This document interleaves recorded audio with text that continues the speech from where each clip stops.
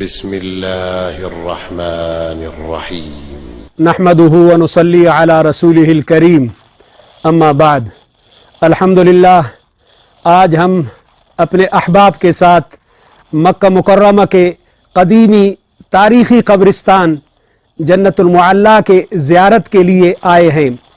بعض روایات میں ہے کہ تقریباً 4000 صحابہ کرام رضوان اللہ علیہم اجمعین اسی جنت المعلی قبرستان میں مدفون ہے۔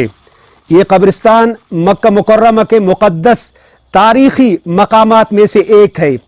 یہ قبرستان بیت اللہ شریف سے بالکل قریب ہے۔ نبی کریم صلی اللہ علیہ وسلم نے فرمایا یہ قبرستان کیا ہی اچھا ہے۔ حضرت عبداللہ بن مسعود رضی اللہ عنہ سے روایت ہے کہ نبی کریم صلی اللہ علیہ وسلم نے فرمایا اس مقدس قبرستان کے 70,000 افراد بغیر حساب کتاب کے جنت میں جائیں گے۔ اس جنت المعلی قبرستان کے بارے میں نبی کریم صلی اللہ علیہ وسلم نے فرمایا نعم المقبرہ ہذہ، کتنا اچھا قبرستان ہے۔ اس مقدس قبرستان میں نبی کریم صلی اللہ علیہ وسلم کے خاندان بنو ہاشم کے اکثر لوگ، نبی کریم صلی اللہ علیہ وسلم کے خاندان بنو ہاشم کے اکثر بزرگ یہی مدفون ہے۔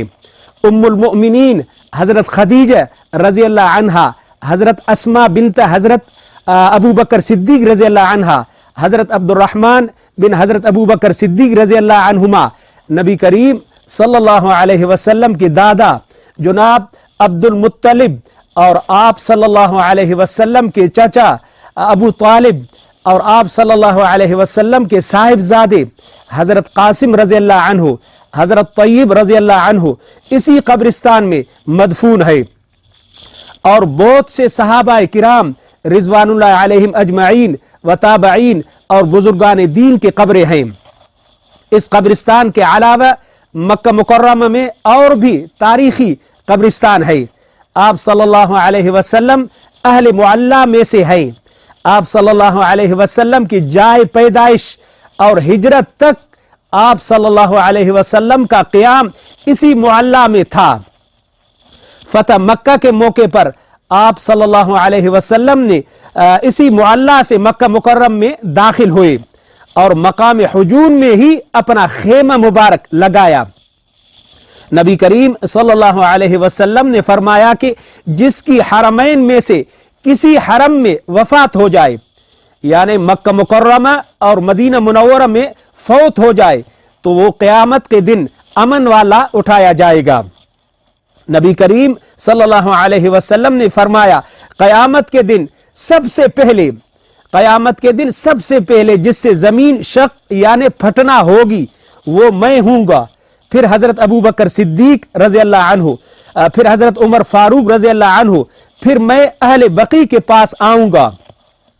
نبی کریم صلی اللہ علیہ وسلم نے فرمایا میں جنت البقی قبرستان والوں کے پاس آؤں گا تو وہ میرے ساتھ سب جمع ہوں گے، تو اہل بقی والے میرے پاس سب جمع ہوں گے۔ اس کے بعد میں اہل مکہ یعنی مکہ مکرمہ والوں کا انتظار کروں گا، پس میں حرمین کے درمیان سے اٹھوں گا۔ قیامت کے دن اسی جنت المعلی قبرستان میں دفن ہونے والے اہل ایمان اپنے عظیم ماں اما خدیجۃ الکبریٰ رضی اللہ عنہا کی قیادت میں اٹھیں گے۔